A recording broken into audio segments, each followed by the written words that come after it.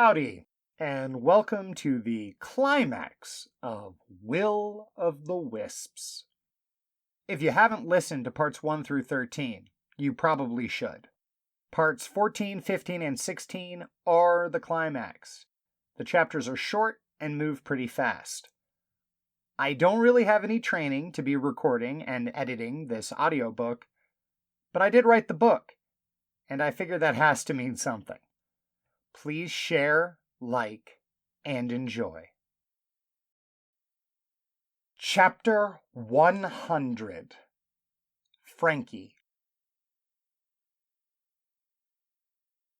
Caleb has stopped screaming for his demon. He's ranting now in a low murmur. He's losing it. When a new zombie manages to escape the Allison monster and arrive at the campground, he merely orders them to patrol. But if he explained earlier what exactly he wanted that command to mean, he didn't do a very good job. If I was him, I'd have told them to walk to the tree line, scare up anyone watching for them there. Fuck. Now I'll have to tell him if he asks for tactical advice. Worse, I'll have to tell him I've already spotted Luke. I try not to look in his direction, but it's hard. Like asking a starving woman not to look at a buffet. Less of a metaphor than I originally intended. I really need to eat something. There's more than one, but do they cooperate? Are they all working for the demon? Or are they enemies? Abandoned! I would have made more trades. Curse him! Where is the other? Any other? I need more power. How could I have been so blind? The demon. Yes, he did this to me. He blinded me. Manipulated me into fearing to take more power. They probably don't want us to get too powerful. But when he knew that I was on to his game, willing to sacrifice, that's when he left. Damn him!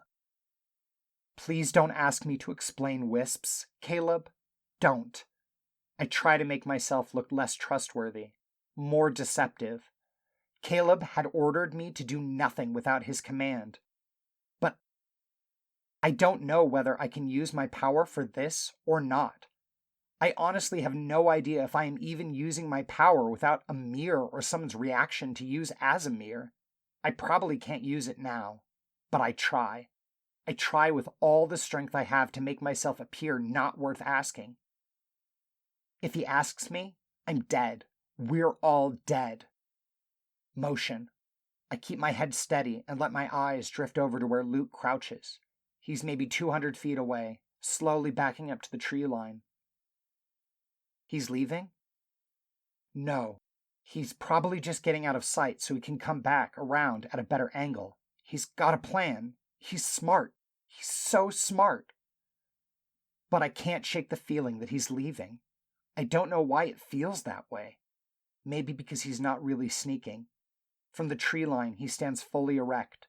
Moonlight flaring off his glasses as he makes eye contact with me. Turns. Oh God. He's gone. Chapter 101. Reid.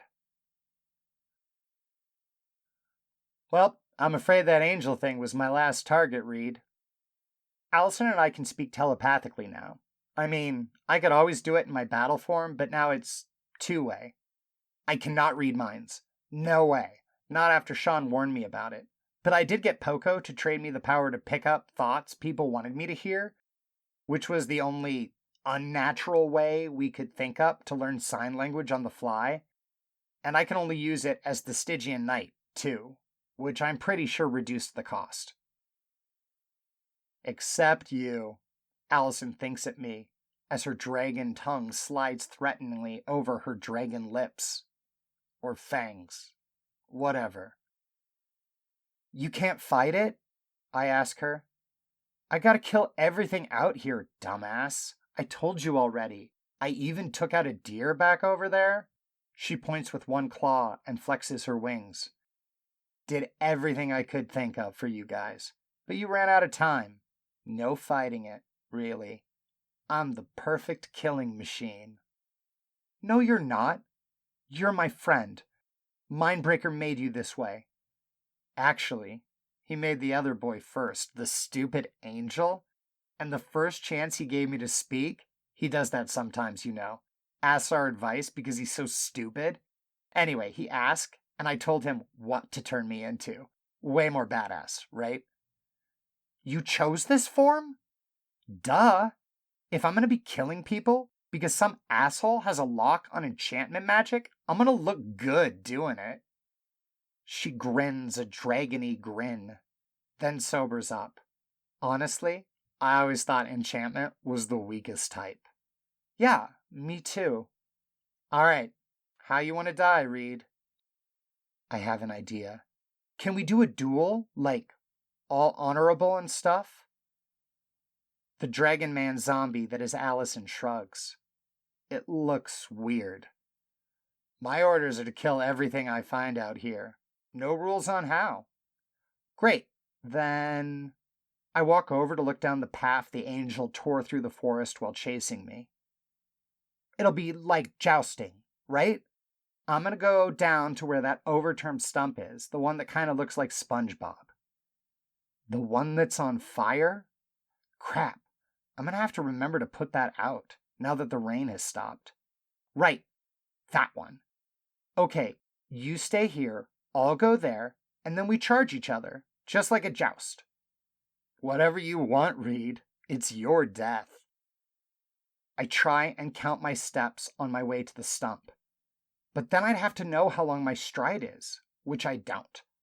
Ugh, it would be just more math anyway. It's, I don't know, maybe the length of a football field. Shawn is always measuring things in football fields. If I survive this, I'll tell him it was one of those. Chapter 102, Thomas. I'm moving slower now. Before, I just ran, and I almost dropped Mia. She had to take another sprained ankle off of me before we could move on. Which is just more damage she can deal out later. Assuming she doesn't bleed to death. First aid is a skill, Thomas, not an unnatural ability. Yeah, Poco, I know. You told me already. I jog a few steps over to what looks like open ground and slow up again when it gets sketchy. Two Flowers back yet? He is either with Amber or with her corpse. Poco, just don't say corpse. I'm dizzy. I know I'm in perfect health because of how Mia's ability works, so it can't be heat stroke. It might be dehydration? Whatever it is, I cannot recognize any of the forest around me. Makes coming out here yesterday for recon kind of a waste of time. Am I still headed toward the campground, Poco? Mia and Reid offer the courtesy of the word please when they want information. Please? You are 7 degrees too far to the left. Thanks. I pant and keep going. I'm gonna drink so much water once Franky is safe. Once everyone is safe. Gallons. I'll feel better once I've had some water. Then it hits me. I won't. This is blood loss. Mia healed my injuries, but she didn't replace my blood. Which is probably better, because if she did replace my blood, she'd be giving me hers and have less to lose now. I want to hurry, but I can't hurry. I want to think, but I can't think. Luke approaches. He walks calmly out of the trees, not hurrying. He must have seen me first because he doesn't react. His mouth moves in the moonlight, and it takes me a minute to remember to drop my aura of silence. He repeats himself. Thomas, hey, you still going to save Franky? Yeah, Mia is all loaded up with pain and violence. She brings up a hand to give him a thumbs up, but doesn't waste energy on speaking. What's it like down there?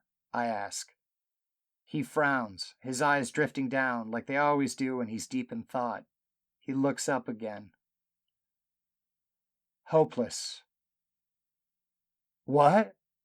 I stagger, nearly losing Mia. You heard me. It's hopeless. Too many trades, Thomas. You can get one to prevent mind control. But then you need another to protect you from guns. And even if you do that, there's more than enough zombies left to just dogpile you. But we have Mia. He nods. You do. Good luck. Luke keeps walking. My best friend, Lucas Park, walks past me. Away from Mindbreaker. Away from my girlfriend. Away. What's going on? Mia tries to ask. She's slurring her words. I start to tell her, but there just isn't enough time. Mia needs to get my wounds out of her. Now. I silently curse Luke and run in the direction he came from. I want to call him a coward, but I saw his face. Luke wasn't afraid. He just didn't care. I can't think about that now. I can't think about anything but getting Mia to Caleb. I feel like I'm forgetting something, but I have to keep my eyes on where I put my feet. Chapter 103, Amber. When I finally break into the clearing, the man I didn't see reaches out and grabs the barrel of my shotgun, forcing it straight up into the air. I just barely stop myself from pulling the trigger. How did I miss him? No shadows, love, he whispers. I was completely behind this tree. The real head-scratcher of it all is that one of your friends might have noticed me, because they can see shadows. He smiles, and it's not unkind. He's young. No, he's not young, but he's got a youngish face. Or maybe he's old with a grizzled face. Or, you're not a zombie, I realize. Not yet. Not yet. Name's Griffin, but we might want to hold the conversation until after the clash of the Titans. And he thumbs over his shoulder to the dragon-like transformation I saw during the storm. Allison. Instead of flying, she's pawing at the dirt with her legs like a bull going for a red cape. Even with my special vision, she hadn't looked nearly so large in the air. I can't process the expanse of blood covering her. It seems more than the total amount my friends possess. How many of them did she kill?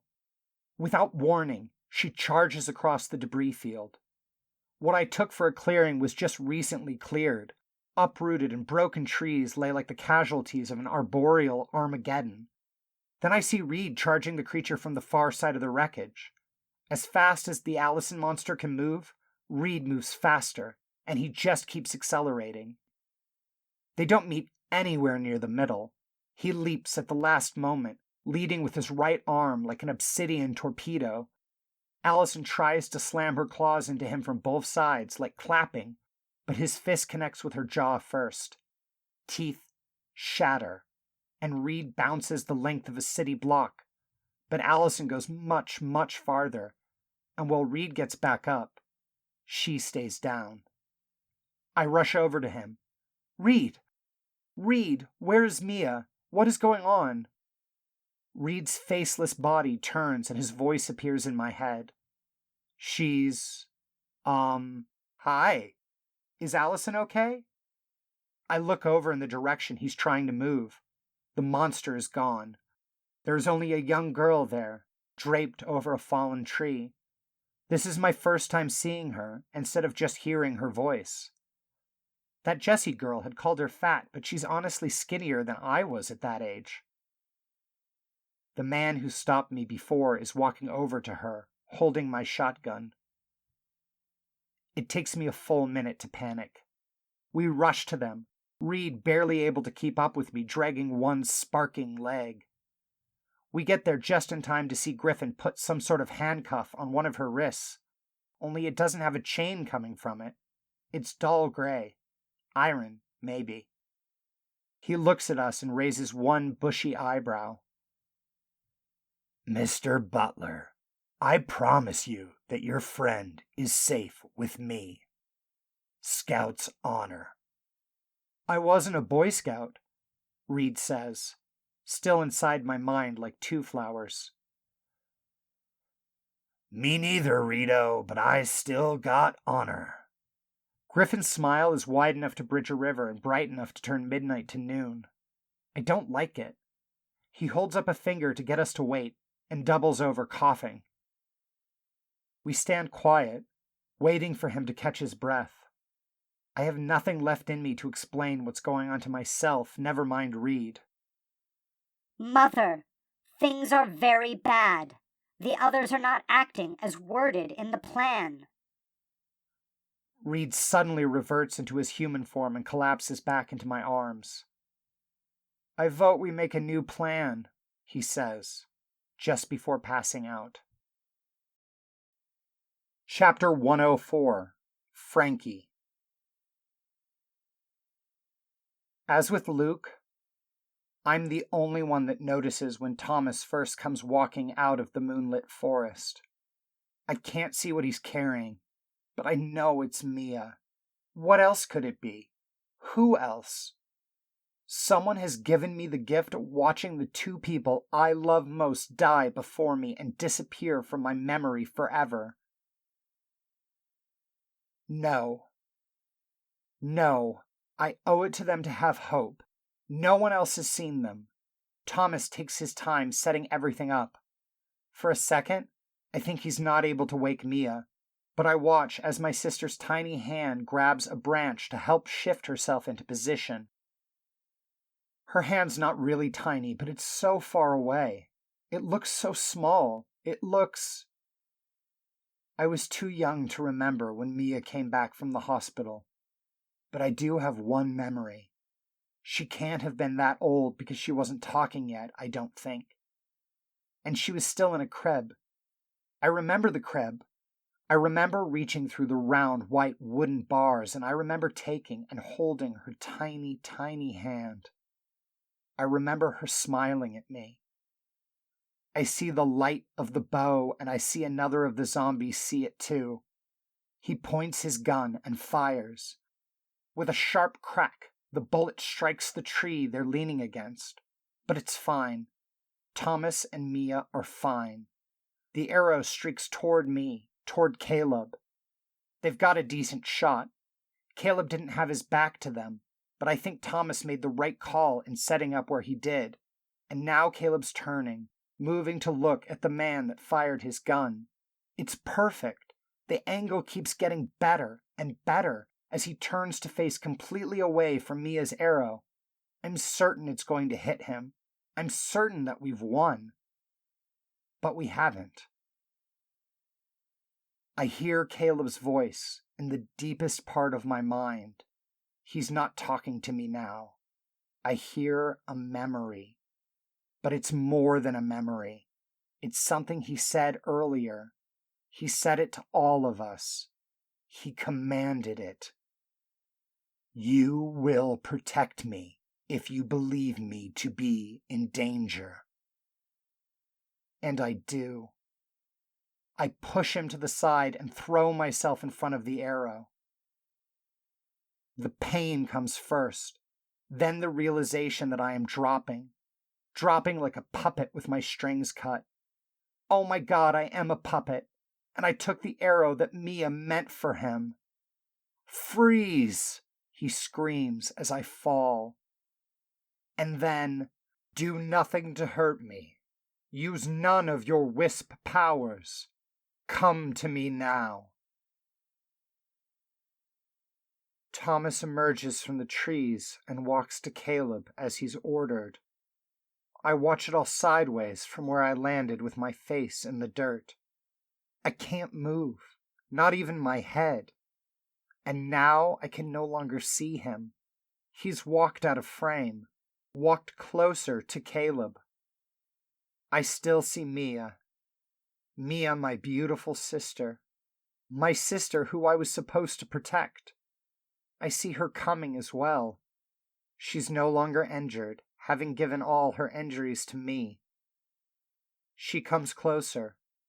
I can't protect her. I can't protect either of them. Chapter 105, Mia. Oh, sure, he can order me to come over there, but I am a master at dragging my feet. That's what Mom always says. And Mindbreaker didn't say to hurry.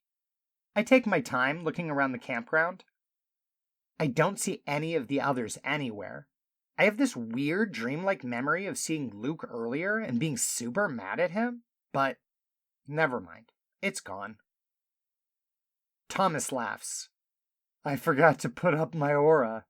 Imagine forgetting something like that. His shirt and pants are soaked through with blood, and his face is also wet. He might be crying. Okay, Poco. I think. It's just us. Or is it just me? Poco? This one is here, Mia. Looks like I'm gonna need a real super duper fancy ass trade to save us all. You are under Caleb's control, Mia. There is nothing this one can give you that will not be a weapon to be used against you and your friends. This one will trade, but you will not be satisfied. Is there a sadness in her tinkly chimes voice? Two Flowers is easy to read, like, what's the word? Tonally. You can tell when he's excited or sad or happy. Frightened is easy. But I don't remember Poco ever putting anything else into her voice before. Aw, I knew you cared about me, Poco. I knew we were friends. Even if this one is your friend, Mia, there is nothing left for you. This one has nothing. Right, because of the rules. The secret rules. The secret Wisp rules. I should have been paying more attention to all the work Amber and Luke did in figuring all this stuff out. I know we can't free the zombies. That one was off the table. But that's the only one that matters now, right? That's all that's left. End the mind control, or take away his powers. Did we try that? Can you give me the power to take away his powers?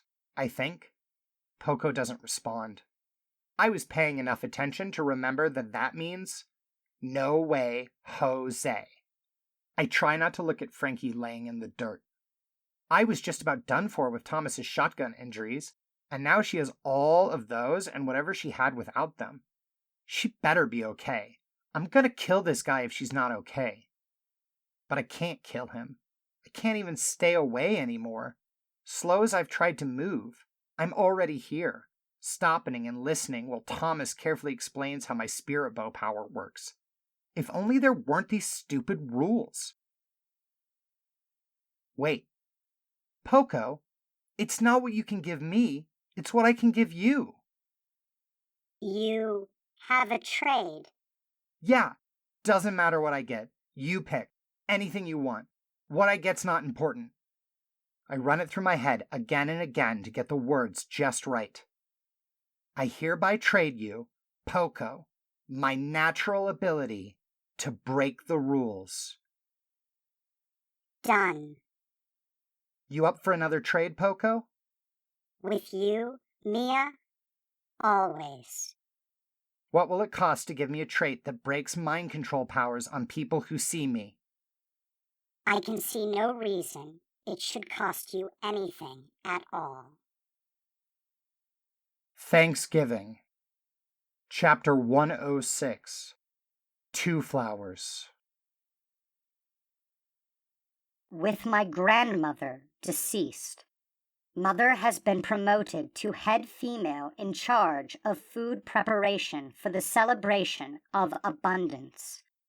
Mother says that the celebration is not about having more food than one can reasonably consume, but rather a time of reflection on what people still have, not just abundance, but also other people, the respect of other people due to their earned positions in society, and a general lack of injury and illness among those we care for. This year's celebration, my first, seems mainly focused on how few people, unlike my grandmother, died during the events of the last lunar cycle. The word is month. Mother's job as a Purcell hostess is to anticipate and provide the experience that each guest desires most.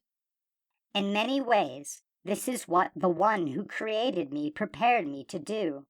I am happy that the exception to my promise allows me to deliver their private thoughts to Mother so we can create experiences for them that they will enjoy. The word is loophole. An example of my work.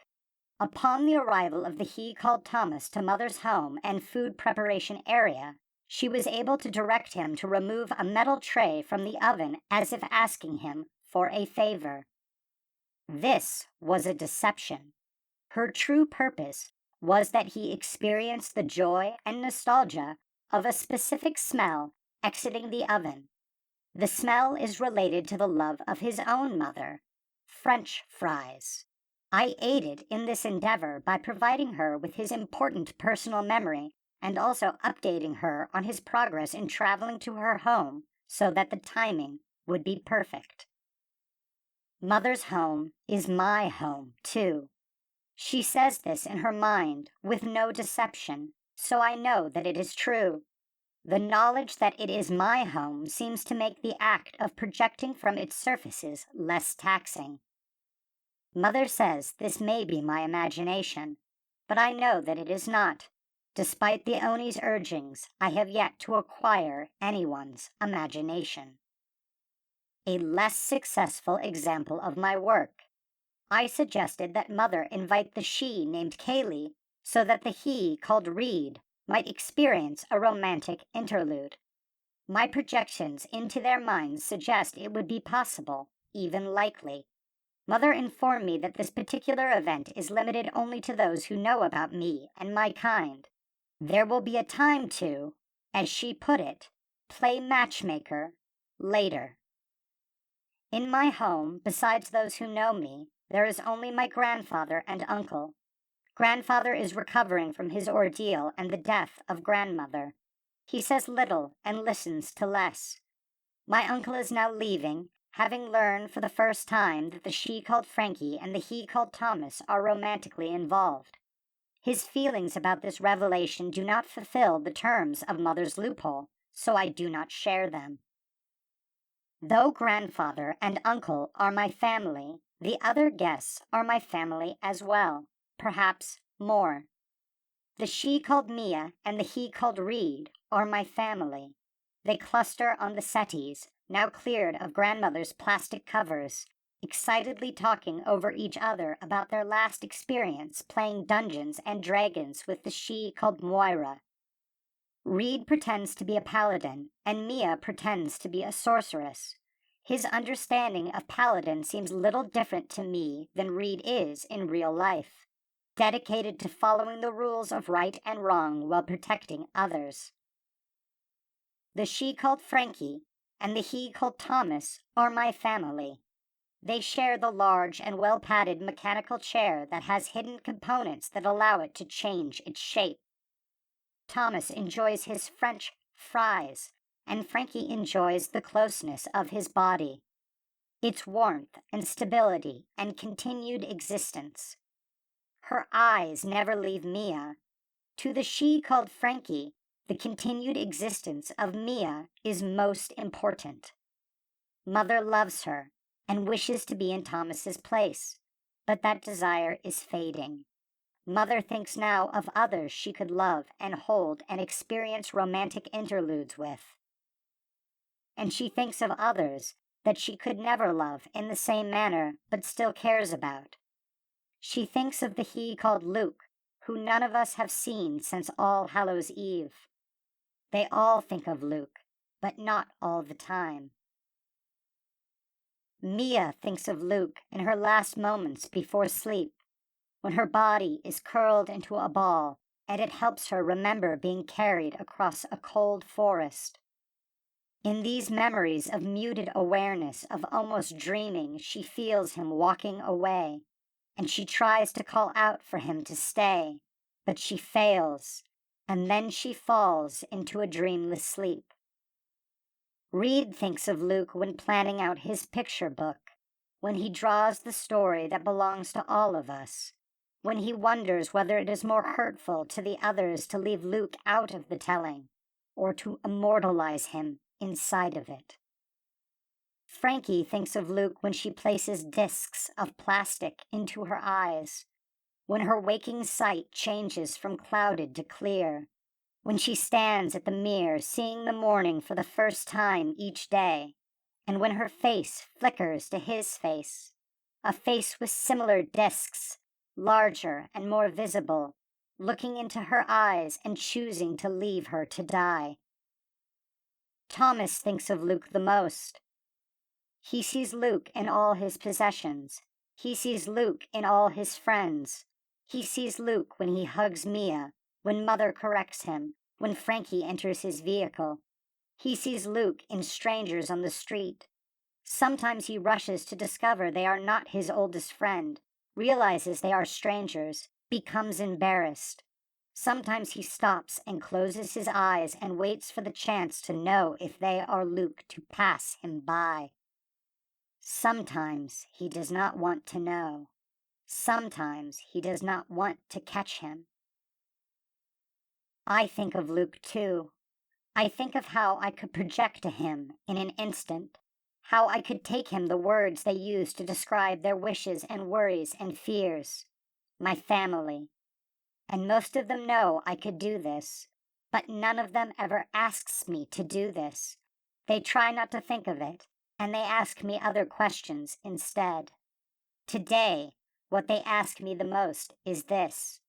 They ask me if there is a way, a small way, a temporary way, that they could share their enjoyment of taste with me. They would share it so that I might sample and enjoy the turkey and pumpkin and fries. What they ask me is this. Do you want to make a trade? Chapter 107. Griffin. Yeah, Superman. Where are you now, you lazy bum? The blaring of classic Phil Collins almost makes me miss the hushed buzz of my cell phone. Almost. Go for Griffin. I flick the radio down to a bare whisper. Griff. The softly feminine voice begins, pausing to add a tenor of chastisement. Aspirant Averdeek, you were supposed to check in this morning. Is it no longer morning? I respond, out of habit. Sarcasm being one of my nastier ones, but not the worst. Shooting my patented lady killer grin at the dashboard clock. 3:27 p.m. I look back to the rearview mirror and carefully slide the toothpick over a black spot on my left upper canine. I don't remember eating anything black. Could there have been some loose grounds in my Starbucks? I should not have to remind you, aspirant, that the Hierophant has taken a special interest in the group. If they're as salvageable as you keep claiming, you do them no favors by dragging your heels. Her voice softens, letting me know exactly how worried she is, or trying to convince me she's more worried than she is. Hard to know with Izzy. The black spot holds up remarkably well against my probing. 1 sec, I tell her. I feel like Lady Macbeth over here. I'm not going to ask. After another minute of trying different angles, I give up and toss the pick to the passenger side flooring with its fallen brethren. Okay, fine, report time. You ready? Of course, she answers, immediately, giving me no time to scrounge around the back seat for my notebook. Which just means I make her wait longer. Iz often warns me about keeping the booklet more secure, but it's written in proper conclave minuscule. No outsider would be able to decipher it. Right, so we got a 13-year-old male, soldier, 14-year-old female, necromancer, 16-year-old female, scout, 17-year-old female, smoother, and a 17-year-old male. Well, Tommy's kind of weird. Some light mind control, but only on his dad. And he's technically an empty, but no worse than most of the hunters I've met. And the other boy? Still in the wind. I'm telling you, he made another trade just to slip me. Probably gone phantom. The line is silent. I'm not worried about Mr. Park. Disposal is not my assignment. With luck, it never will be. Leave that headache to the hunters. I'm just here to do my assessment, which is, of course, the one they'll really use to assess me. The Hierophant agrees that the scout is clean and we can always use smoothers, but the others are matters for great concern. Come on, they're children. So were we. I've got no response to that. Hell, I don't even feel like the adult my driver's license proclaims me to be. She continues. And I've asked you not to call me aspirant. It's Bondsman Castillo until you pass your assessment and even then you'd prefer Itziar. I know. I got it. Sorry. She's had it harder than me, really, since she passed her assessment. Izzy's always been such a perfectionist. Even when we used to kiss, she'd need to get it just right. Lips open, then half open, then closed, then pursed, eyes open or not. She'd keep trying different angles and even facial expressions, which was fine with me. I'd never complain about kissing practice. Granted, we stopped kissing long before she got promoted over me. Are they still isolated? She asks, suddenly. Not isolated, no. But they're all together now, and no one else is inside except one legal guardian who I've already talked to. Nice man, just lost his wife. The scout's brother took off 15 minutes ago. And you still have eyes in there? You know I do. I got eyes everywhere. I pull out another toothpick, just to help me concentrate. Listen, bondsman. Franky, the, smoother. She's in a relationship with the empty. It's romantic. She won't be keen on being separated, and I have a feeling the rest of them will follow her lead. Could get ugly. She sighs. This is your assessment, aspirant. All I can tell you is that the book recommends containment for the soldier and necromancer and recruitment for the smoother and scout. And something else for the empty. Yes. Empties have been trouble, even empties that haven't picked up very minor Piper traits. But the assessment is yours. You decide how this goes down. And the Hierophant decides how I go down. Same as it ever was. Traits vary greatly, perhaps more so than the personalities of the people that wield them. The patterns aren't perfect. I, myself, recruited a maker, and the Hierophant didn't hold it against my performance marks. But my understanding is that the assessment usually goes the other way. I can hear Iz sucking her teeth. Do you mean that going against the book usually leads to failed assessments, or do you mean that aspirants are more likely to recommend containment or disposal in spite of a safer pattern? Listen, Griffin, I've probably said too much already. I'm just supposed to stop you from stalling. Is punctuality also part of the assessment? She doesn't answer right away. Now that's funny. Maybe they want it done fast, but they almost certainly want it done right. You have your orders, aspirant. Conclude the assessment and make your approach while you still have them isolated. That is all. Roger. Wilco. I can't stop myself from laughing now. What's so funny? Nothing, just something the kids did, the two younger subjects. You take care of yourself, Iz. Don't. She starts, but I end the call before she can finish. Tommy Tom, what am I going to do about you? I told him I thought he was a good guy. Was I telling him the truth or just what I thought he needed to hear? There's no doubt they're all heroes. They disposed of the Piper before HQ could scramble the hunters and likely saved a bunch of lives.